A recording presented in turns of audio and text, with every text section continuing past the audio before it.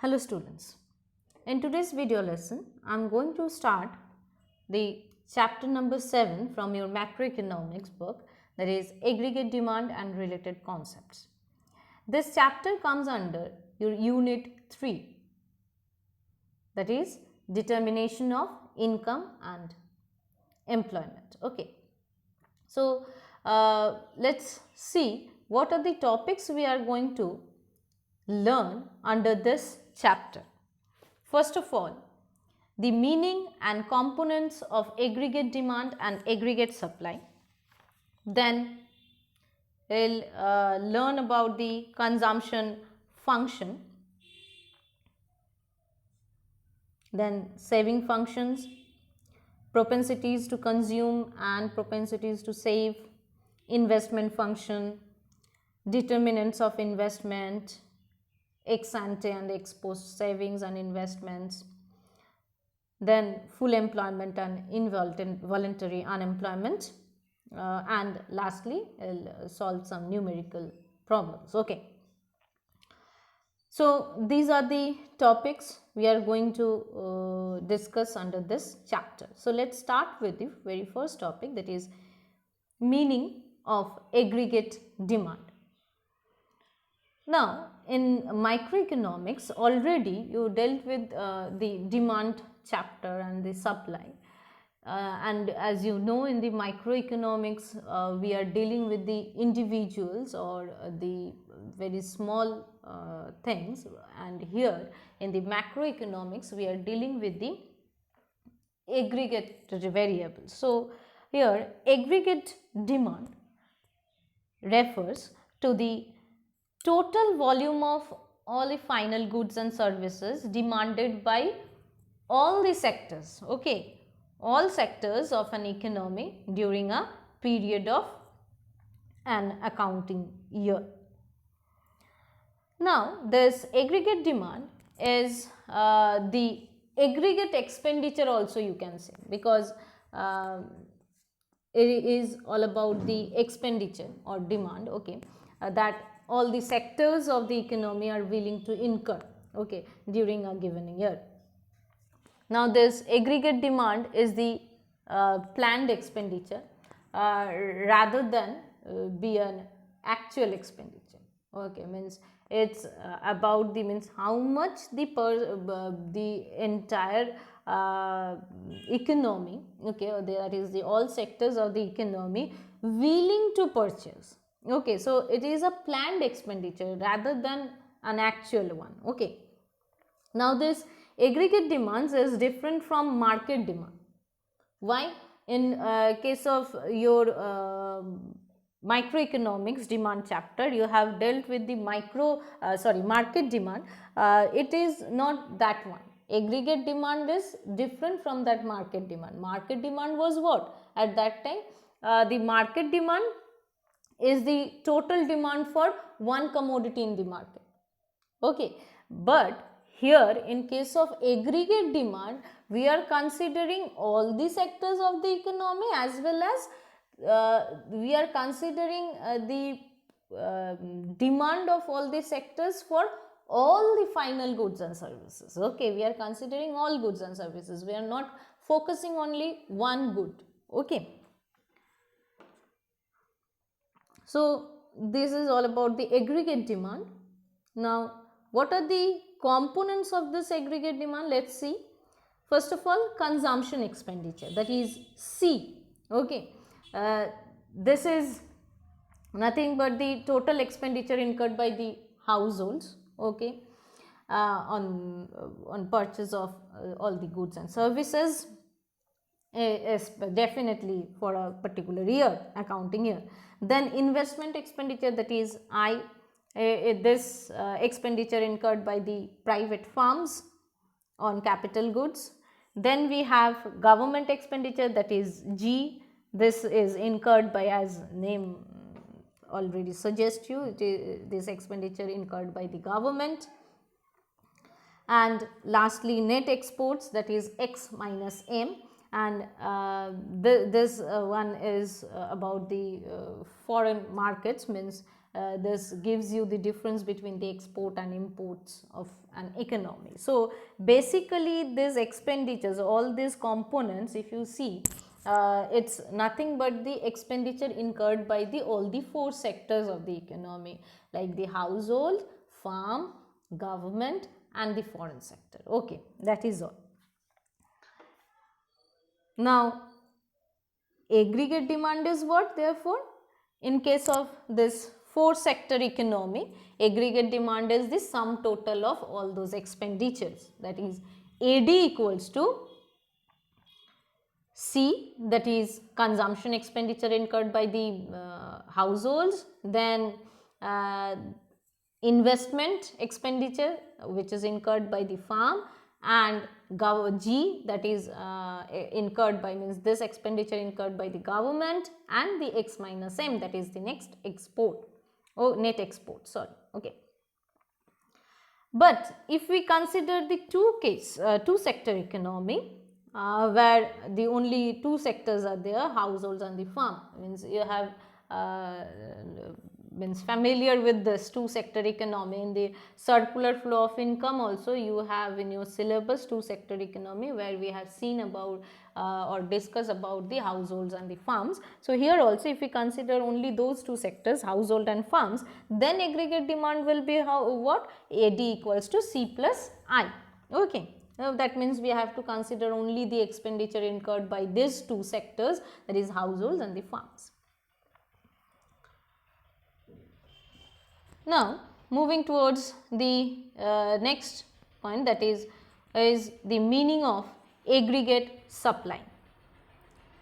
Here aggregate supply in the micro, again we considered the supply of a particular farm, but here we will consider the aggregate supply, the supply made by the all the farms. Okay. So it refers to the total value of final goods and services that all producers are willing to supply in an economy during a period of an accounting year. Okay.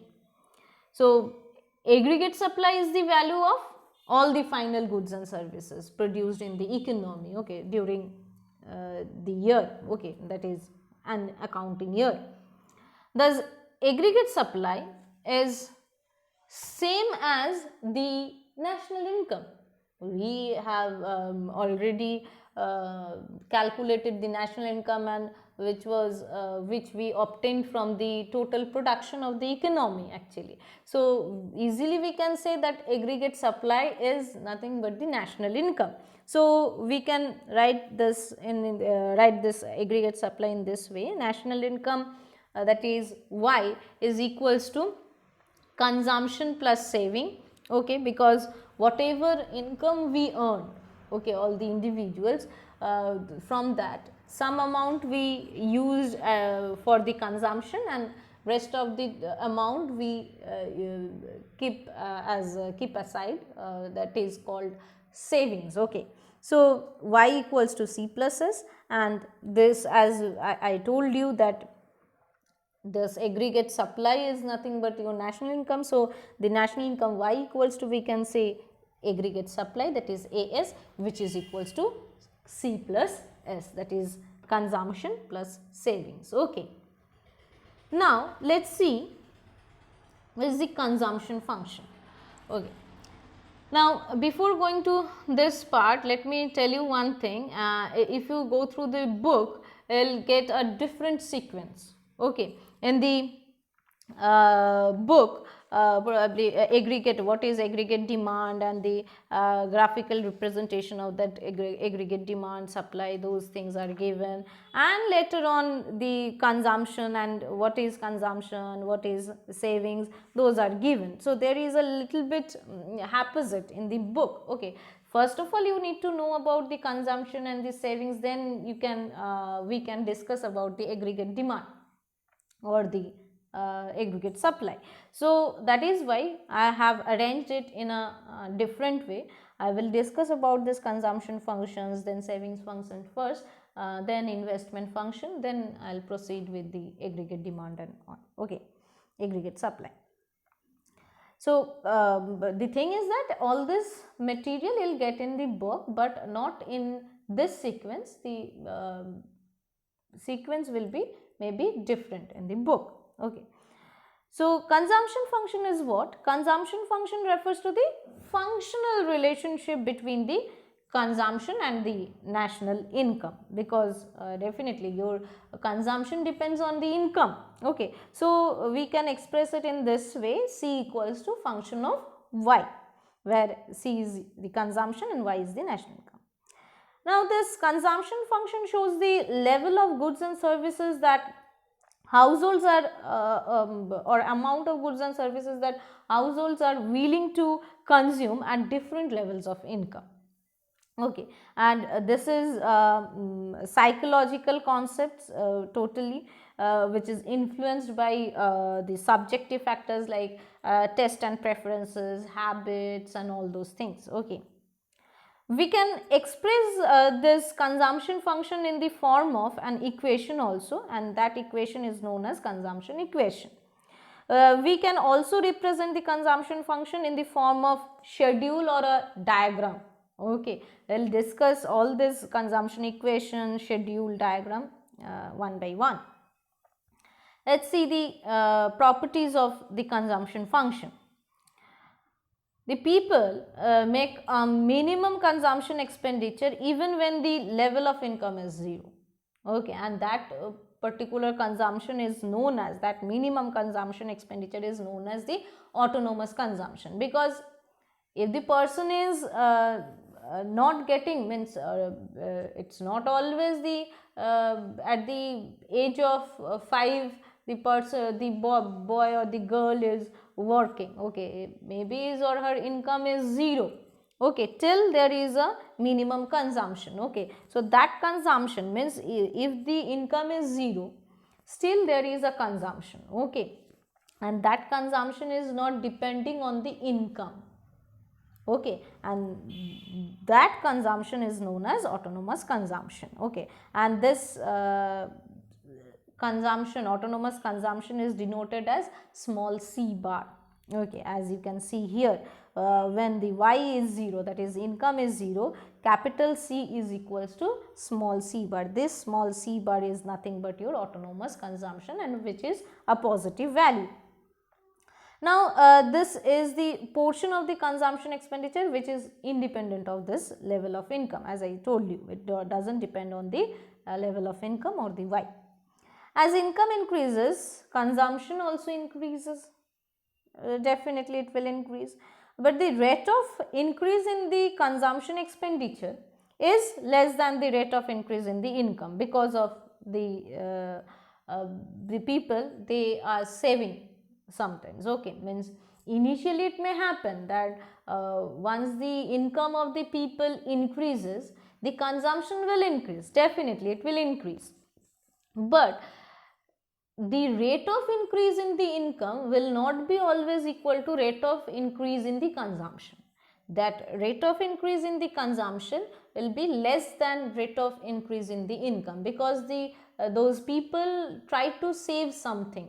Okay, so for that saving parts, you need to keep it in your mind, or if you need to remember that they are not the the rate of increase in the consumption expenditure is less than the rate of increase in the income. Okay.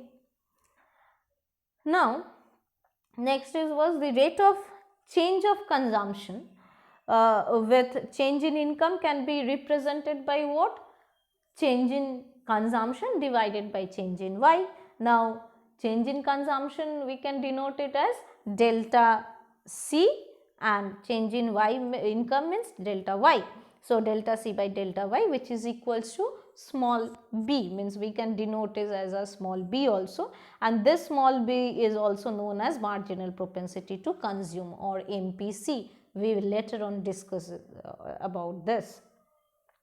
Now for the time being, let me tell you, this MPC or the B shows how the consumption changes with respect to the change in the income. and that is why it is showing the delta C by delta Y. So, the value of this MPC or this small b always lies between 0 and 1. It cannot be more than 1 or less than 0. When we multiply the income, that is the national income, that is Y, with this MPC, that is B, okay, we get the term B into Y. Okay, this part is known as induced consumption. Okay, means this part of the consumption depends on what? Depends on the level of income. In the previous slide we have shown there is a some part of consumption, or there is a rather one part of consumption which is not depending on the level of income, and that is known as autonomous consumption, that is C bar. But here this BY is known as induced consumption, which is depends on the Y, because Y variable is here. So, we can easily now express or formulate the or construct the consumption equation, because we have understood or we have understand about the concept of autonomous and the induced consumption, where autonomous consumption is C bar and induced consumption is BY. So, consumption expenditure C will be equals to what? The sum total of this autonomous and the induced consumption. Okay, that is C bar plus BY. Hence, we can write down this consumption equation in this way: capital C equals to small c bar plus B into Y, where this C is greater than 0 and means small c bar will be always greater than 0, and there is MPC, that is B, will lies between 0 and 1. See, one thing I want to point out here, the bar, for a technical issue maybe this bar is shifted to this place. So, you keep it in your mind, this C is small c is nothing but this C bar. Okay. So, this C bar is the intercept term and B is the slope of the equation actually. Now, what is consumption schedule? See, it is a tabular representation, and consumption curve, as we know that our function, here we have two variables, income and consumption. So, on the first column we have income and on the second column we have consumption. So, if your income is, if the income is 0, still there is a some amount of consumption. This is the autonomous consumption. Now, if income increases, consumption will also increase. See, it increases from 0 to 100, the consumption has also increased. Okay. So, C bar equals to your 40, okay, that is this one 40 crores, that is the autonomous. Now, income increases by 100, then consumption increases by 80. So, delta y is how much? 100, and delta C, change in consumption, is how much? 120 minus 40, that is 80. Okay. So, C increases at a rate less than y increases 100, but C, there is a change in C is 80 only. Okay. So, here from this we can calculate the MPC. So, delta C by delta Y, that is 80 by 100 which is equals to 0.8. Okay. Intercept will be what? Equals to 40 and slope is 0.8. So, consumption equation will be like this: C equals to C bar plus BY, which is equals to 40 plus 0.8 into Y. Okay. Later on we will discuss about this MPC, and there is another thing APC in detail, more detail. Okay. For the time being, go through this all this part. Later on I will also discuss about the consumption curve, how to draw those consumption curve and all, means the diagrammatic representation of this consumption function. Okay. So, for the time being you go through this part only. Later on I will proceed with the next topics. Okay. For the time being, thank you students.